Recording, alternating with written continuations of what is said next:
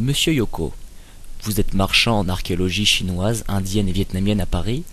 Parmi toutes vos spécialités, quelles sont les plus recherchées par les collectionneurs? Bon, nous avons au niveau de la galerie deux grandes spécialités.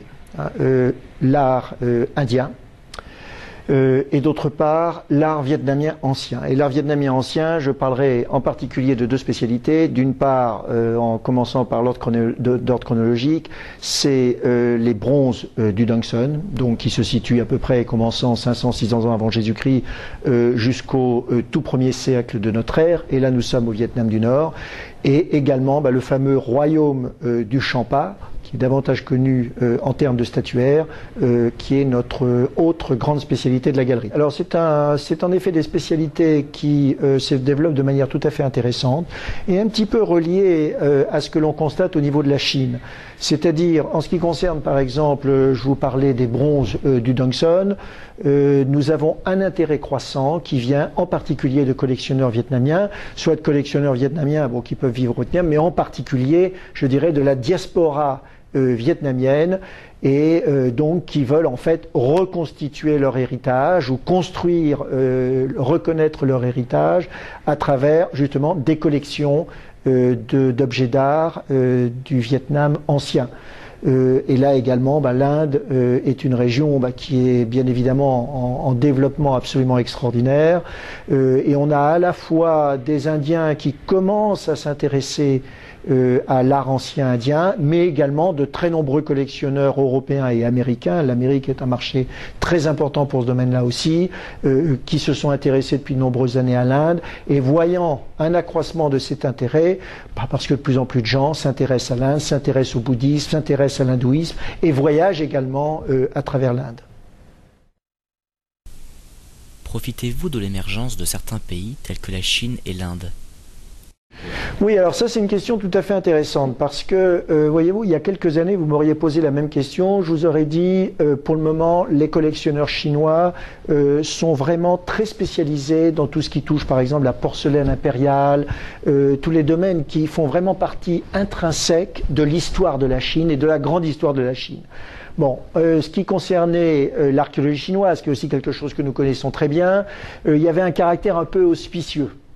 Et donc, il n'y avait pas du tout cet intérêt marqué par la Chine. Et là, une évolution que nous constatons et que je constate lorsque je vais en Chine, lorsque je parle à mes contacts en Chine ou à Hong Kong, depuis, je dirais, moins de 2 ans, c'est là aussi une reconnaissance qu'il y a un art chinois, bien sûr qui vient des tombes, mais un art chinois aussi qui est assez extraordinaire et qui est justement toute l'archéologie chinoise.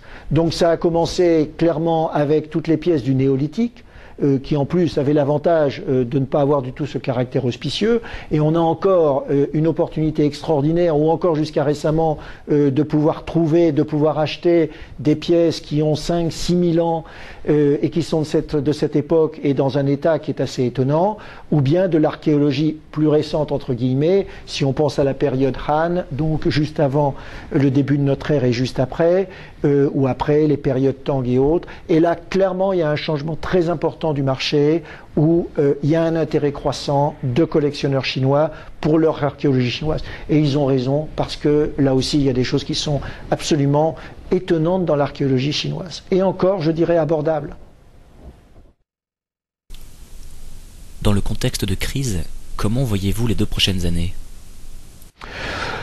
Alors, il est bien évident que le marché de l'art est touché par la crise. Mais je dirais, lorsque pour toutes les belles pièces, nous avons toujours, et peut-être même encore plus qu'hier, des collectionneurs qui vont rechercher des belles pièces. Et en fait, moi j'ai un point de vue un petit peu différent sur cette question-là. À partir du moment où, bien sûr, on a un peu le temps, c'est aujourd'hui on a des opportunités extraordinaires d'achat.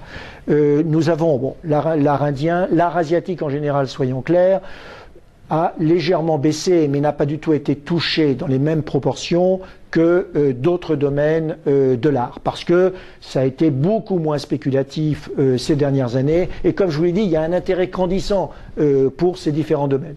Mais en même temps, c'est vrai qu'aujourd'hui, les acheteurs étant plus timides, des personnes qui souhaitent vendre aujourd'hui vont être aussi peut-être plus flexibles lorsqu'ils proposent des pièces, ce qui fait que nous, en ce qui concerne la galerie aujourd'hui, eh bien, nous sommes acheteurs de toutes pièces de qualité. On a eu l'occasion d'acheter de très nombreuses pièces depuis un an, par exemple, aux États-Unis, un petit peu aussi favorisées par un prix du dollar qui était attractif pour nous, et de jouer le long terme, qui est de toute façon la carte que je joue toujours au niveau de la galerie, c'est d'avoir des pièces de très belle qualité, d'être très content d'avoir ces pièces, d'avoir le plaisir d'avoir ces pièces, et puis de partager le moment venu, et ça peut être dans quelques années, eh bien ces pièces avec des collectionneurs qui sont intéressés par ce que nous présentons.